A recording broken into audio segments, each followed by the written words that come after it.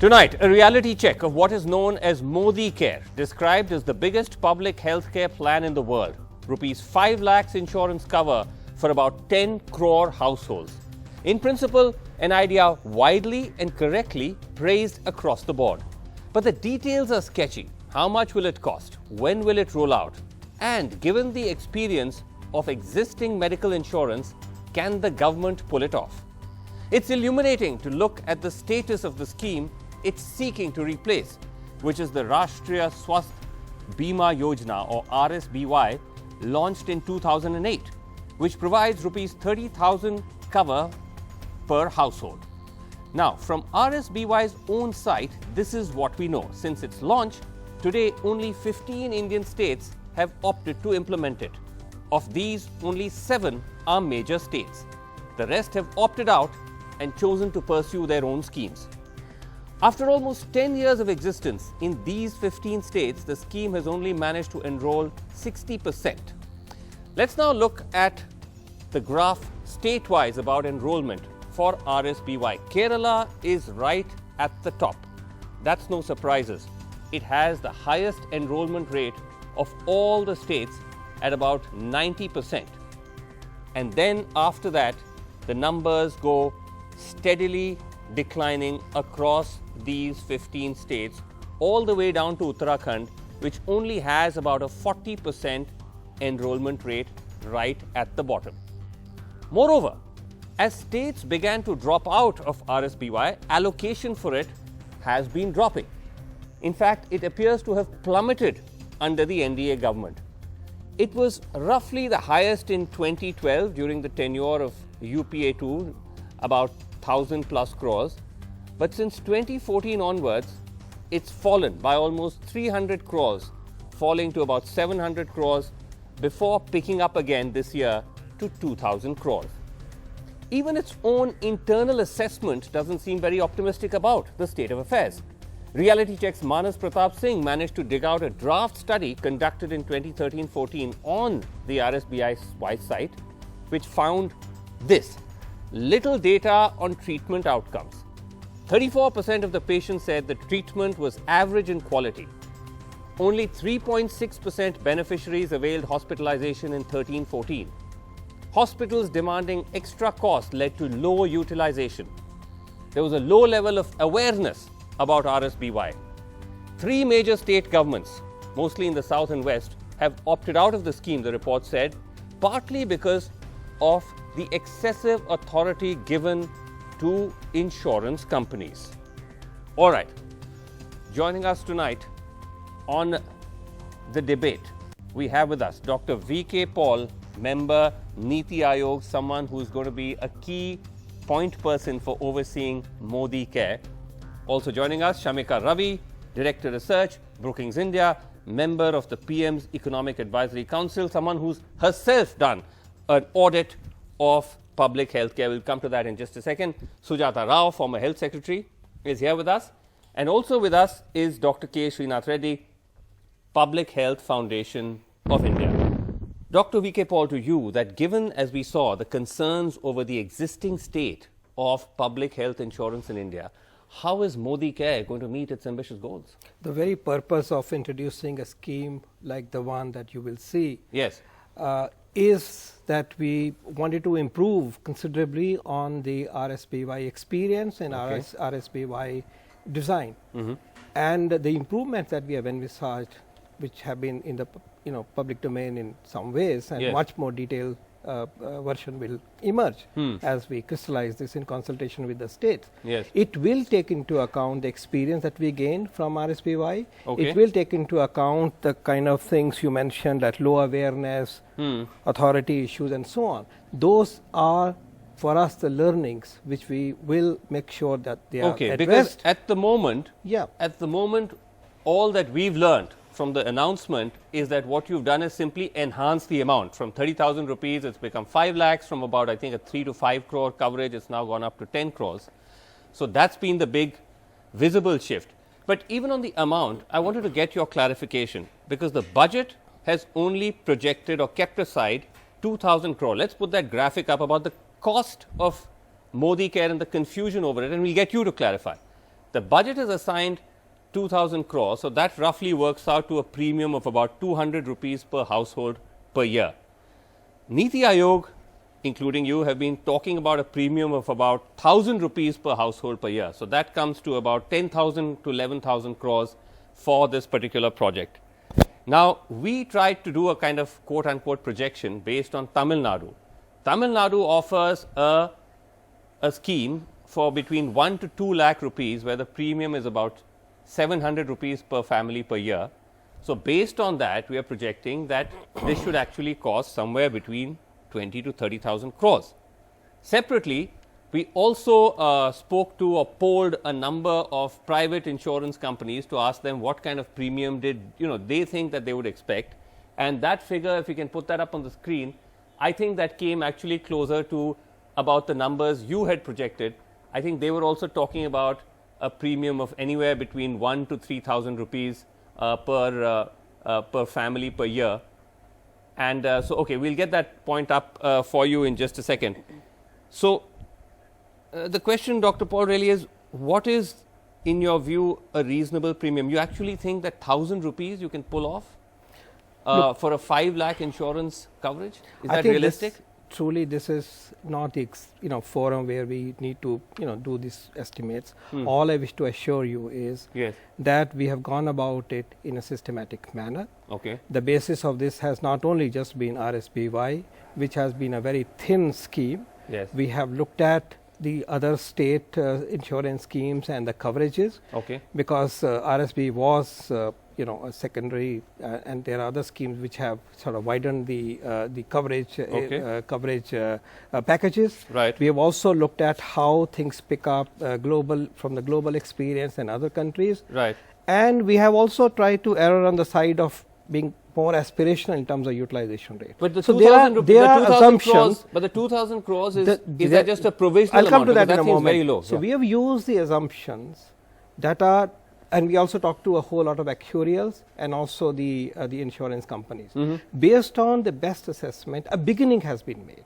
You see, for a scheme of this nature, as you roll out, as it picks up at the state level, there will be learnings and there will be, the reality check, so to say. Okay. But as a start, a robust estimate has been made. It would have bounds on both the sides. In fact, there are people who argue. 2,000 crores is you're saying? I don't want to be specific in terms of the numbers, but I'll answer that question. Okay. We may actually even need less resources because strategic purchase allows you to have volumes leading to less cost. Now, the point that you make about 2,000 crore rupee provision, please go back to what the Honorable Finance Minister said at the floor of the Lok Sabha. He said adequate funds will be provided. In your own channel, the Expenditure Secretary and the Finance Secretary said, this is just a beginning. We're going to roll it out over a period of time. And the way it picks up will determine the how way it finally more goes. Has to come. Okay, that is an assurance to the nation. Okay, let me bring in Shamika Ravi. Now, Shamika Ravi, you last year did an audit of RSBY and looked at essentially whether it had met its required goals, which was to try to make healthcare affordable, bring down out-of-pocket expenses, and also reduce poverty, those being pushed into poverty. We're going to put those findings, just the core findings from your report, up on screen and get you to walk them through it. Now, we found, based on your report, that out-of-pocket expenditure has actually gone up 29% between 2004 to 14, the period with which you've studied. Catastrophic healthcare expenditure, which is what people spend on emergencies like heart attacks and so on, has gone up 14%, 14 percentage points. And impoverishment due to healthcare has not changed at all. It hasn't. That's true. But Vasu, we are being very simplistic in the way we are looking at the results. First of all, it is not an assessment only of RSBY. It was for all publicly financed health insurance schemes. That's number one.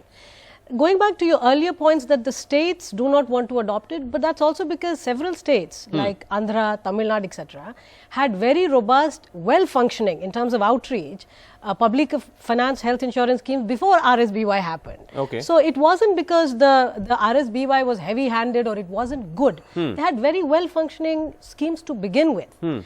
Therefore, the transition towards RSBY did not happen then. That's number one. Number two, right now the way you have to view, and which is also in the light of the overall allocation that you're comparing, you're really defragmenting the market right now. You're trying to consolidate all these publicly financed health insurance schemes under one umbrella, which is what this entire Ayushman Bharat under the NHPS is aiming to be. Now, going back to what the results we found, you know, at the level of income we are at and the kind of coverage that the publicly financed health insurance schemes gave, having access to insurance is highly correlated with households seeking more hospitalization.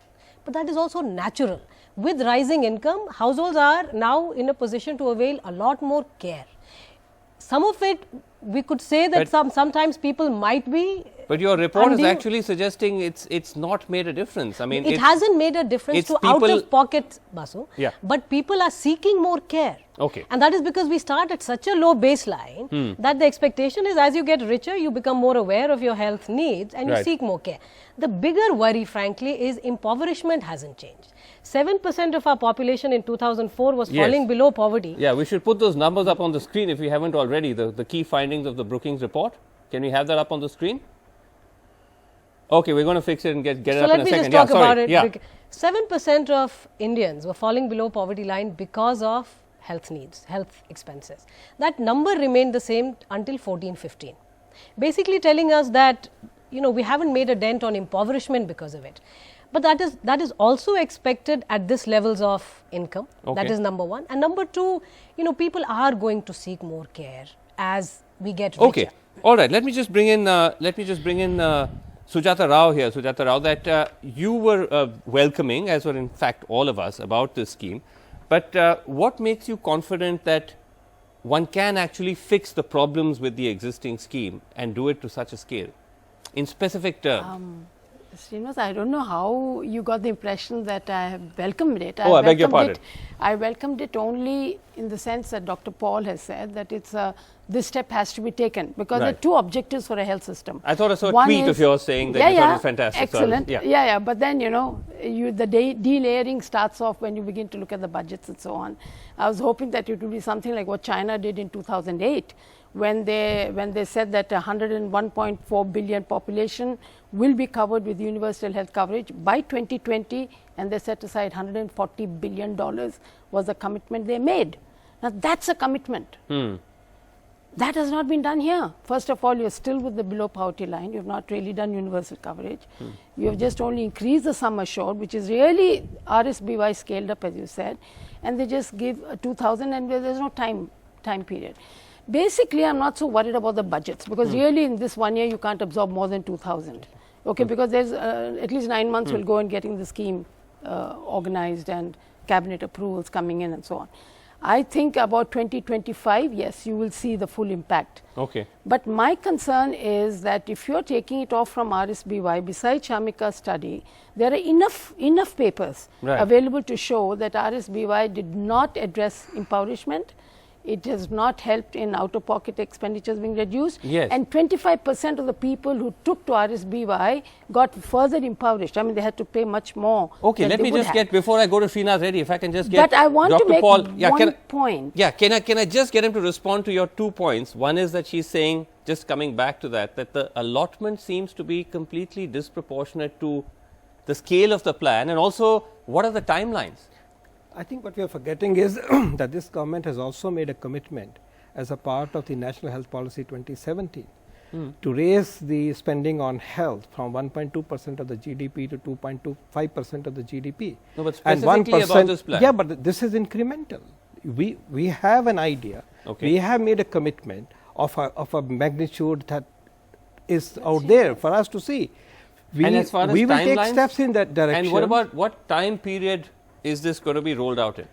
Well, the rolling out would happen as soon as possible. You are hearing about the outer limits of Gandhi Jayanti. It could be earlier. We are working on it and you will hear about it. Okay. And we believe that we will have the full coverage in about 2 to 2.5 years. 2 to 2.5 years. Yeah, consultations to be done with the state governments. I have to go to Srinath Reddy, but you seem exasperated. Quickly come in and then have to go I just want to say one thing that, you know, see, coverage this scheme, in terms of population level coverage. This scheme is only for hospitalization of secondary and tertiary care. Right. Okay. Now, please just let's address the issue. where is the supply of services available in the northern states? There are at least 250 districts which don't have neither private nor public sector. Take RSBY, which is a secondary care program. Right. In Bihar, they've identified 1,000 private sector hospitals, out of which I tell you, even minimum reasonable standards would make you shut at least 3/4 of them. Okay, so Where is tertiary care going to be provided in these states? Okay, many concerns remain. Srinath Reddy, are you concerned, or you think that it can be pulled off? Yes. Let me clarify some principles related to the scheme and the principle of risk pooling, which is fundamental to any insurance program. This is actually not an insurance program, it's a government funded program in which the government is directly paying the money for the care, but through whatever intermediary, whether it's a trust or an insurance company, hopefully it will be a trust. As the enrollment goes up, the risk pool enlarges and the premiums will come down. So larger the risk pool, obviously we can lower the premiums. At the same time, when the utilization rates go up, the premiums will go up. The biggest concern is not so much as to how the premiums will be set with the enrollment, Right. but if we have weak primary healthcare services, then you will have a much greater overload of secondary and tertiary care institutions, and there the utilization rates will go up. It's not good for the health to have neglected people going in for advanced care. So we do need to strengthen the primary healthcare system much more. Right. And that is where I believe the second component of Ayushman Bharat of strengthening the sub-centers is very helpful, but we can't stop with the sub-centers. We have to strengthen the entire primary care system. Okay. At the same time, we also ought to strengthen our district hospitals. One of the problems here is that the public sector hospitals are currently not in a position to compete with the private hospitals for advanced care, and Right. in the whole game of strategic purchasing, they will lose out, and ultimately, as the private hospitals absorb more and more of the resources, we will have less left for primary care and less left for the public sector hospitals, and Okay. the decay of the public sector is something that we should not allow.